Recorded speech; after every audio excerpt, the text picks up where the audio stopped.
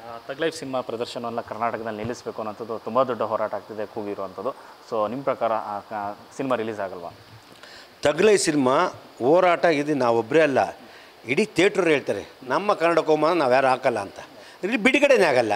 ಆಮೇಲೆ ನಾವು ಬ್ಯಾನ್ ಮಾಡ್ತೀವಿ, ನಾವು ಬ್ಯಾನ್ ಮಾಡೋಕ್ಕೆ ಇದು ಪ್ರಜಾಪ್ರಭುತ್ವ ಬ್ಯಾನ್ ಮಾಡೋದು. ಆಮೇಲೆ ನಮ್ಮಲ್ಲಿ ಯಾವ ಥಿಯೇಟ್ರು ಹಾಕಬೇಡಿ, ಹಾಕಲ್ಲ, ಯಾರು ಹಾಕಲ್ಲ. ಯಾಕೆಂದ್ರೆ ಅವ್ರಿಗೂ ಗೊತ್ತು ಕೋವಿಡ್ ಟೈಮಲ್ಲಿ ಎಷ್ಟು ಮುಚ್ಚಿದ್ದಾರೆ, ಕೋವಿಡ್ ಟೈಮ್ ಮುಚ್ಚಿ ಸಿನಿಮಾಗಳ್ದು ಎಷ್ಟು ಮುಚ್ಚಿದ್ದಾರೆ, ಇದು ಒಂದು ಅಂದ್ಕೊತಾರೆ. ಅದನ್ನು ಯಾವುದು ನಾವು ನಮ್ಮ ಎಲ್ಲ ಚಿತ್ರಮಂದಿರಗಳು ವಾಲಂಟ್ರಿಗೆ ಅವರೇ ಹಾಕಲ್ಲ ಅಂತ ನಮಗೆ ಮಾಹಿತಿ ಬಂದಿದೆ. ಇದಕ್ಕೆ ಕೂಡಲೇ ವಾಣಿಜ್ಯ ಮಂಡಳಿನೂ ಅವರು ಹೇಳಿದರೆ ನಾವ್ಯಾರು ಈ ಥರ ನನ್ನ ಭಾಷೆ ನಮ್ಮ ಭಾಷೆ ಬೈದಾಗ ನಾವ್ಯಾರು ಹಾಕಲ್ಲ ಸರ್ ಅಂತ ಹೇಳಿದ್ದಾರೆ. ಅದು ಮೀರಿ ಯಾರು ಹಾಕಿದ್ರೆ ಅವನು ಕನ್ನಡ ದ್ರೋಹಿ ಅಂತ ಹೇಳಕ್ಕೆ ಇಷ್ಟಪಡ್ತೀನಿ. ಅವರು ಅದು ಮೀರಿ ಯಾರು ಹಾಕ್ತೀನಿ ಅಂತ ಬಂದವರು ಅವರಿಗೆ ಕನ್ನಡ ದ್ರೋಹಿ ಅಂತ ಹೇಳೋಕ್ಕಾಗುತ್ತೆ. ಆಮೇಲೆ ನಮ್ಮ ಕನ್ನಡ ಸಂಘಟನೆಗಳು ತುಂಬ ಏನು ಆರ್ಡಿನರಿ ಅಲ್ಲ, ಅವ್ರು ತುಂಬ ಸ್ವಾಭಿಮಾನ ಇದೆ, ತುಂಬ ಗೌರವ ಕೊಡ್ತಾರೆ, ಪ್ರೀತಿಸ್ತಾರೆ. ಅವ್ರು ರೊಚ್ಚಿಗೆ ಬಿಡಿಸ್ಬೇಡಿ. ಅವ್ರು ರೊಚ್ಚಿಗೆ ಇದ್ದರೆ ಬೇರೆ ರೀತಿ ಆಗುತ್ತೆ. ಶಾಂತಿಯಿಂದಲೇ ಅವ್ರು ಕೇಳ್ತಾರೆ, ಅದನ್ನು ಗೌರವ ಕೊಟ್ಟು ಕಾಪಾಡ್ಕೊಳ್ಳಿ ಅಂತ ಹೇಳ್ಕೊಳ್ತೀವಿ.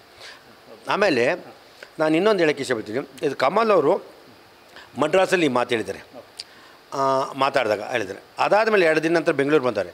ನಮ್ಮ ಈ ಕೆಲವು ಎಲ್ಲ ಹಿರಿಯರು ಮಾಧ್ಯಮದವರಾಗಿರ್ಬೋದು, ಪತ್ರಕರ್ತರು, ಯಾಕೆ ಅವ್ರನ್ನ ಹೋಗಿ ಕೇಳಲಿಲ್ಲ, ಯಾಕೆ ಇದನ್ನು ನೀವು ಅಲ್ಲೇ ಬಿಟ್ರಿ, ಅಲ್ಲೇ ಹೇಳ್ಬೋದಾಯ್ತಲ್ಲ ಸರ್, ನೀವು ಹೇಳ್ತಾರೆ ತಪ್ಪು, ನೀವು ಅಲ್ಲೇ ಖಂಡಿಸಿದ್ರಿ, ಇವತ್ತು ಈಗ ಮಟ್ಟಕ್ಕೆ ಬರ್ತಿಲ್ಲ, ಅಲ್ಲೇ ಖಂಡಿಸಿ ಅವ್ರು ಕ್ಲಾರಿಟಿ ಕೊಟ್ಟಿರು.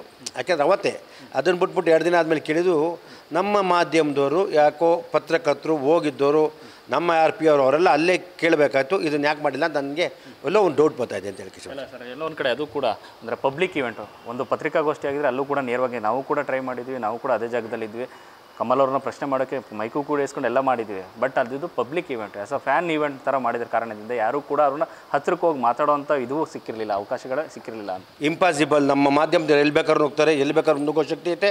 ಅಪ್ಪ ಅಲ್ಲಿ ಮಾಡಲಿ, ರೂಮ್ಗೆ ಹೋಗ್ಬೋದಾಯ್ತಲ್ಲ, ಏರ್ಪೋರ್ಟ್ಗೆ ಹೋಗ್ಬೋದಾಯ್ತಲ್ಲ, ನನ್ನ ಭಾಷೆಗಿಂತ ನೀನೇನು ಮುಖ್ಯ ಇತ್ತು. ಇವತ್ತು ಮಾಧ್ಯಮದವರು ನೀವು ಅಲ್ಲಿ ಮಡ್ರಾಸಲ್ಲಿ ಮಾತಾದ ತಕ್ಷಣ ಅವ್ರು ಇಲ್ಲಿ ಬರೋಕ್ಕೆ ಕೊಡಬಾರ್ದಾಯ್ತು, ಅವತ್ತು ಹೇಳ್ಬೋದಾಯ್ತು.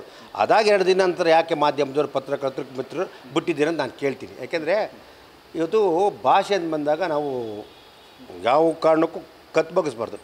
ನಾವು ಕತ್ತೆ ಸ್ವಾಭಿಮಾನ ಇರ್ತೀವಿ.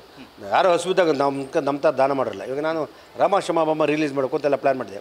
ಇವಾಗ ನಾನು ದುಡ್ಡು ಬತ್ತೆ ನಾನು ಅದಕ್ಕೋಸ್ಕರ ನನ್ನ ಭಾಷೆ ಮುಖ್ಯ, ನನ್ನ ಸಿನಿಮಾ ಎಲ್ಲ ಮುಖ್ಯ, ಯಾವ ಕಾರಣಕ್ಕೂ ನಾನು ರಿಲೀಸ್ ಮಾಡಲ್ಲ ಅಂತ ಹೇಳಿದೆ. ಯಾಕೆಂದರೆ ನನ್ನ ಭಾಷೆಗೆ ಒಬ್ಬ ನಾನು ಅದರಿಂದ ದುಡ್ಡು ಮಾಡೋಂತಿದ್ದೀನಿ. ನನ್ನ ಪರಿಸ್ಥಿತಿ ಕಮಲ ಒಂದು ಅದ್ಭುತ ದಡ್ಡ ಗೌರವ ಕೊಡೋಣ, ಅದರಲ್ಲಿ 2ನೇ ಮಾತು.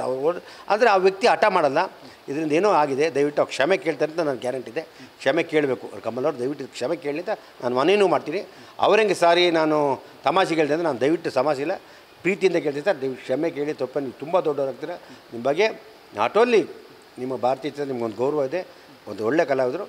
ನೀವು ಮಾಡಿರೋ ನಿಮ್ಮನ್ನು ಸುಮ್ಮನೆ ನಾವು ಸುಮ್ಮನೆ ತಮ್ಮ ಕ್ಷಮೆ ಕೇಳಿ ಅಂತೀರ. ನೀವು ಆಡಿರೋ ಭಾಷೆಯಿಂದ ಅದಕ್ಕೆ ಅದಿಲ್ಲದೆ ಇರೋದ ಕಾರಣ ನೀವು ಮಾಡಿರೋ ತಪ್ಪು ಅಂತ ಹೇಳೋದಕ್ಕೆ ತಪ್ಪು ಅಂತ ಹೇಳಿದ್ರೆ ತಪ್ಪೇನಿಲ್ಲ ಅಂತ ಹೇಳಕ್ಕೆ ಇಷ್ಟಪಡ್ತೀನಿ. ನ್ಯೂಸ್ ಫಸ್ಟ್, ನಿರ್ಭೀತಿಯಿಂದ ನಿಮ್ಮ ಪರವಾಗಿ.